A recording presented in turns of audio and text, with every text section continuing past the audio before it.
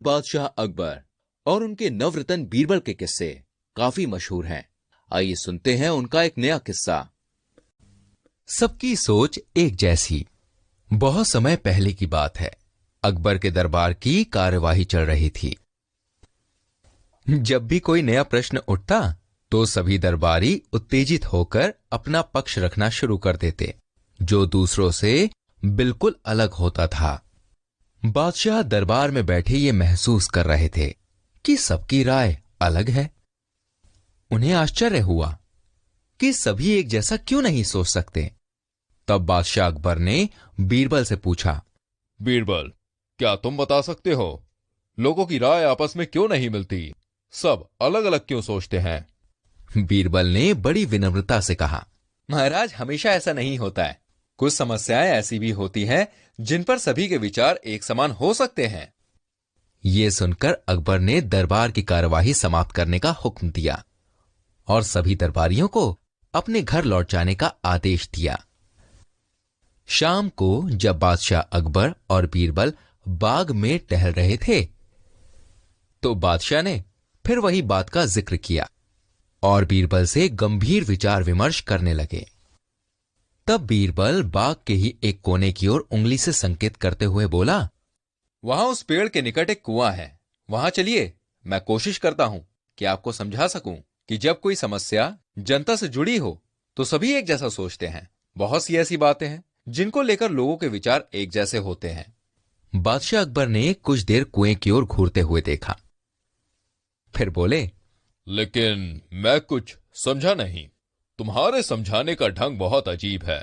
बादशाह जबकि जानते थे कि बीरबल अपनी बात सिद्ध करने के लिए ऐसे ही प्रयोग करता रहता है। बीरबल बोला, सब समझ जाएंगे हुजूर। आप शाही फरमान जारी कराएं कि पूर्णमासी के दिन नगर के हर घर से एक लोटा दूध लाकर बाग में स्थित इस कुएं में डाला जाए। हमारा नगर बहुत बड़ा है।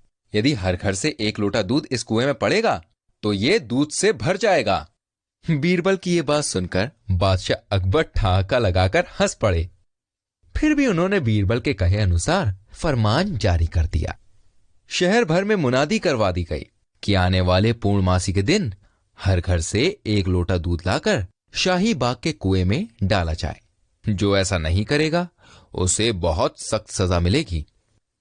पूर्णमासी के दिन बाग के बाहर लोगों की कतार लग गई। इस बात का विशेष ध्यान रखा जा रहा था कि हर घर से कोई ना कोई वहां पर जरूर आए।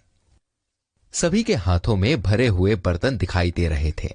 बादशाह अकबर और बीरबल दूर बैठे ये देखकर अंदर ही अंदर मुस्कुरा रहे थे।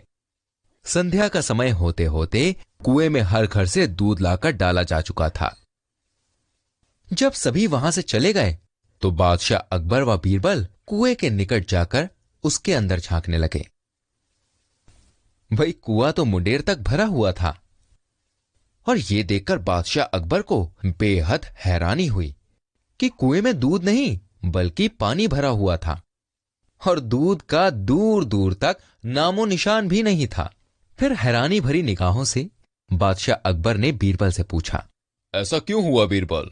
शाही फरमान तो कुएं में दूध डालने का जारी हुआ था, फिर ये पानी कहां से आया? लोगों ने दूध क्यों नहीं डाला? बीरबल एक जोरदार ठहाका लगाते हुए बोले, यही तो मैं सिद्ध करना चाहता था हुजूर।